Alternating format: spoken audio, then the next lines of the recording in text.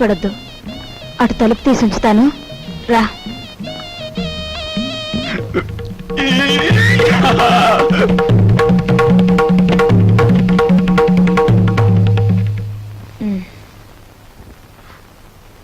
ఏమిటి మీ చేతిలో? ఇదివ్వండి. ఏం లేదు, ఏం లేదు. డాక్టర్ మీకేం చెప్పారు? వీడియోలు కాల్స్ వద్దన్నారా లేదా?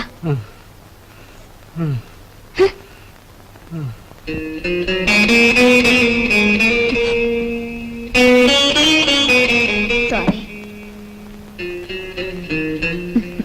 రోజు కిటికీ దగ్గర అలా చూస్తూ నిలబడిపోతావు. మనసు పాడైపోవడం లేదు? నువ్వు నాకంటే చిన్నవాడివి, నీకు ఆ విషయం తెలుసా? అన్నట్టు ఆ సోఫాలో ఉన్న ఆయన ఎవరనుకుంటున్నావు? తెలుసు, మీ ఆయన. ఆయన కడుపులో రాచపుండు. డాక్టర్లు బ్రతకడంటున్నారు. చాలా మంచి మనిషి. ఆయన్ని ఎలాగైనా బ్రతికించుకోవాలి. దానికి బోలె డబ్బు కావాలి. అన్నట్టు నీ దగ్గర డబ్బుందా? నీ దగ్గర డబ్బుందా? నీ దగ్గర డబ్బుందా? నిన్నేరా అడిగేది. నీ దగ్గర డబ్బుందా? నేను డబ్బు కోసం వ్యభిచారం చేస్తున్నాను. ఫూల్. డబ్బు లేని చవటవి ఆ కిటికీ దగ్గర చేరి దేనికి ఆ చూపులు? ఇంకొక్కసారి అలా చూసావో వెళ్ళు, అవుట్.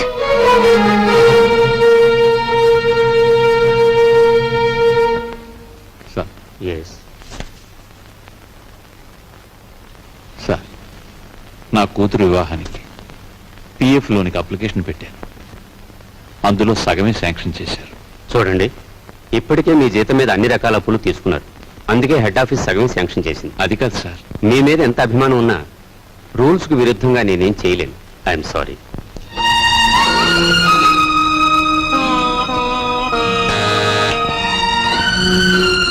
రాఘవయ్య మళ్ళీ అప్పుకేగా దీనిలే.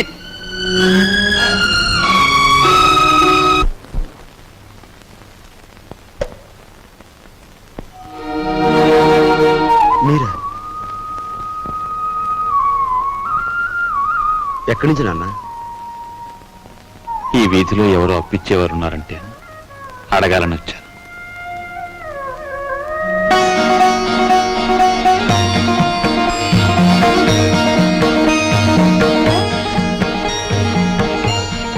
నాన్న,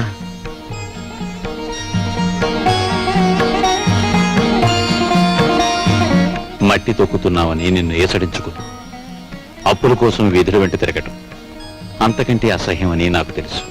నాన్న, నేను మారిపోయానని చెప్పేందుకు రాలేదు. మేం మారవని చెప్పటానికే నేను ఇక్కడికి వచ్చాను. నాన్న, అంతే. మేం మారం, మా తరం అంతే.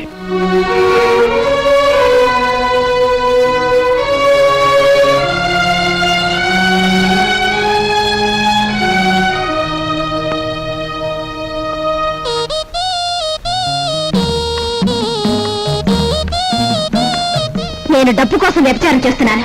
ఫూల్. డబ్బు లేని చవటని ఆ కిటికీ దగ్గర చేరి దేనికి ఆ చూపులు? ఏమిటండి అలా ఉన్నారు? సావిత్రికి మనం డబ్బు ఇవ్వలేదనుకో, సావిత్రి వాళ్ళ ఆయన మనల్ని వీధిలోకి ఇడుస్తారు. సరస్వతి పెళ్లి వద్దన్నామనుకో, దానిది చిన్న వయస్సు. ఈ పెళ్లి చెడిపోవటం అది భరించలేదు. మీరేం బాధపడకండి. ఇవి మనకి ఎప్పుడూ ఉన్న కష్టాలేగా. మిమ్మల్ని చూస్తుంటే నాకేమిటో భయంగా ఉంది. ఈ భయాలతోనే మనందరం నాన్నగారి బాధ్యతను పెంచేస్తున్నాం.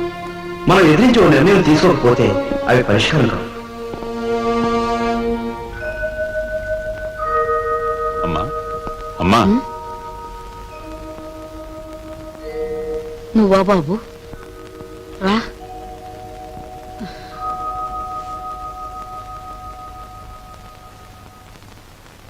ఏంటి నాయనా?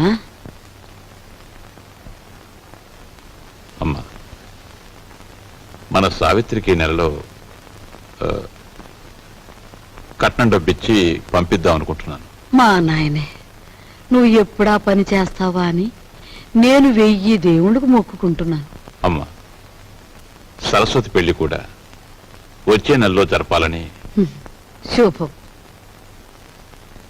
ఈ 2 శుభకార్యాలు జరిపించాలనే ప్రావిడెంట్ ఫండ్ లోనికి అప్లై చేశాను. కానీ అనుకున్న దాంట్లో సగమే అందింది. అయితే ఇప్పుడు ఎలారా? అమ్మా, నేను డబ్బు కోసం ఎంత ఇబ్బంది పడినా ఏ రోజు ఏదీ నిన్ను అడగలేదు. కానీ ఇప్పుడు అడక్క తప్పడం లేదు. ఒకసారి నీ మెడలో ఉన్న గొలుసిస్తే నా గొలుసా? ఆ మహారాజు పోయాక పుస్తలు చెడగొట్టుకుని చేయించుకున్నా నీ గొలుసు.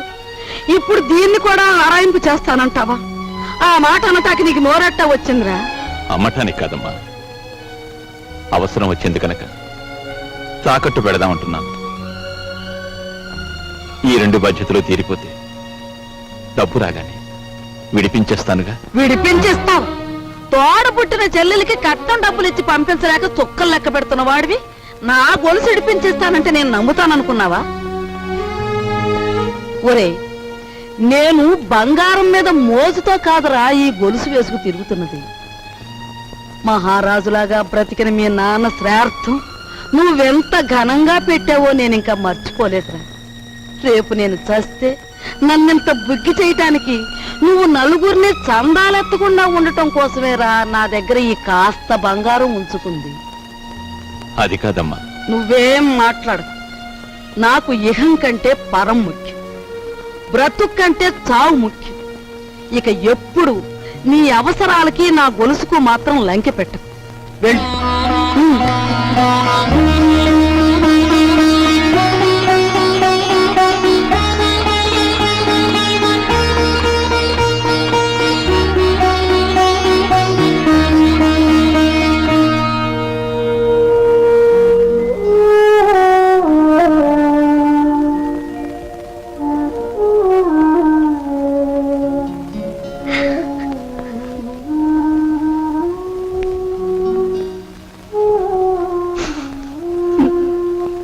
ఈ భయాలతోనే మనం అందరం నాన్నగారి బాధ్యతను పెంచేస్తున్నాం.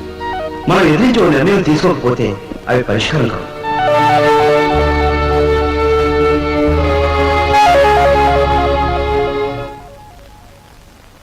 అమ్మాయి సావిత్రి, ఏమా మీ అన్నయ్యకి ఏదో డబ్బు వచ్చినట్టుంది.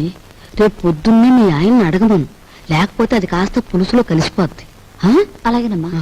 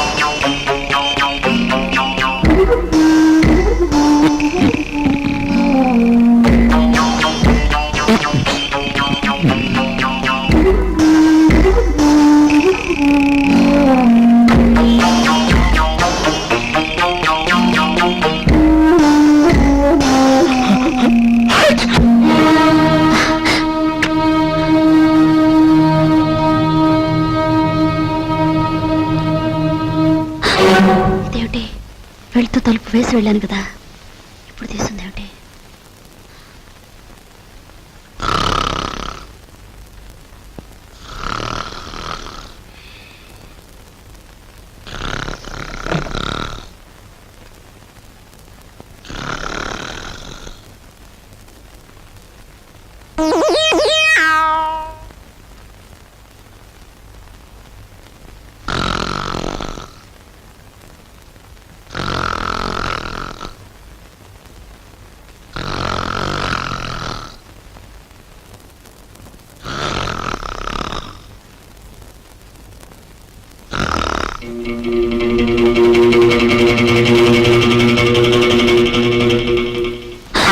ఏమిటండి, ఏమైంది? ఏం లేదే, ఒంటరిగా పడుకుంటే నిద్దట్లో పేడకాలు వస్తున్నాయి. పడుకుందాం పద. అబ్బా, అసలే నా ఒంట్లో బాగోలేదండి. పడుకోండి. నా మాట వినవే ప్లీజ్. ప్లీజ్ అండి, నా మాట విని పడుకోండి. సరే, ఏం చేస్తాం. Good night. Good night.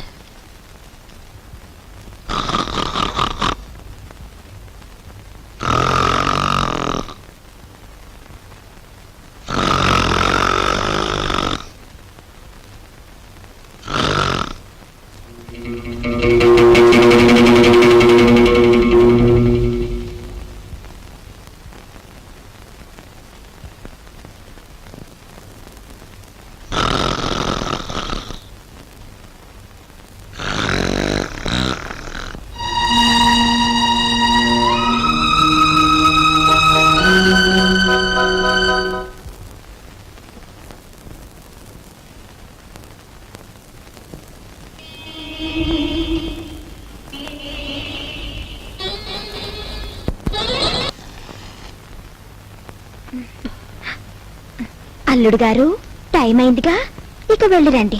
మరి నీకేదన్నా బక్షిస్ ఇవ్వద్దు, బాగాలేదనివే. నా డబ్బు, అమ్మో నా డబ్బు, నా డబ్బు. అమ్మ చింతామణి, పంచాయతీలు మింగేవాడు ఒకడైతే మున్సిపాలిటీలు మింగేవాడు ఇంకోడని నైస్ గా పాట పాడి నాకే మస్కా కొడతారా తల్లి కూతుళ్ళు. డబ్బు తీ. ఏం డబ్బు? డోంట్ టాక్ అంటే డోంట్ టాక్ అంతే. అసలు శుభకార్యానికి ఉపయోగపడాల్సిన డబ్బు నేనెంతో కష్టపడి మాస్టర్ ప్లాన్ వేసి కొట్టుకొచ్చాను. మర్యాదగా నా డబ్బు నాకు ఇచ్చేయి, లేదు పోలీస్ రిపోర్ట్ ఇస్తాను. Take care. ఆయాస పడకండి. జగ్గు, ఈయనేదో అడుగుతున్నారు, ఇచ్చి పంపయ్యా. కూర్చోండి, వచ్చి ఇస్తాడు.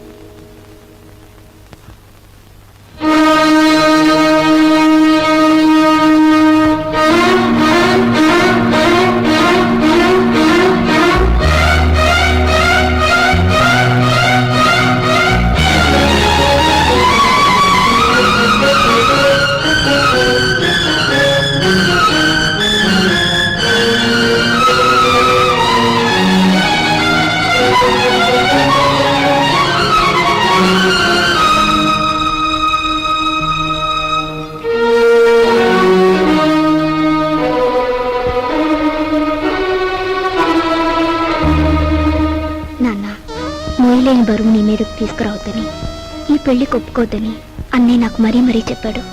కానీ ఏం చేయను, జీవితంలో ఎదిరించడం చేతకాని దాన్ని. నా పెళ్లి కోసం నువ్వు అమ్మ మంగళసూత్రం అమ్ముతుంటే ఏవి ఎరగనట్టు నటించాను. అప్పు కోసం నువ్వు ప్రతిరోజు ఊరంతా తిరిగి వస్తుంటే తెలిసి తెలియనట్టు ఊరుకున్నాను. ఇప్పుడు నా కట్నం విషయంలో మీరు పడే ఆవేదన నా కళ్ళారా చూశాను. కన్నవారి మాన మర్యాదలు మంటలో కలిసిపోయినా నా పెళ్లి కావాలని నేను అనుకుంటే నాకు నిష్కృతి లేదు. అందుకని నీ ఇంట్లోంచి వెళ్ళిపోదామని నిశ్చయించుకున్నాను. లోకం అంతా దీన్ని లేచిపోవడం ఉంటుందని నాకు తెలుసు. ఇంట్లో ఉండే బరువు బాధ్యతను కల్పిస్తూ మిమ్మల్ని హత్య చేయడం కన్నా లేచిపోయిందని అపనిందన మోయడం తేలికని నిశ్చయించుకున్నాను. నేను వెళ్ళిపోతున్నాను నాన్న, నన్ను క్షమించండి. ఇట్లు మీ అమ్మాయి సరస్వతి.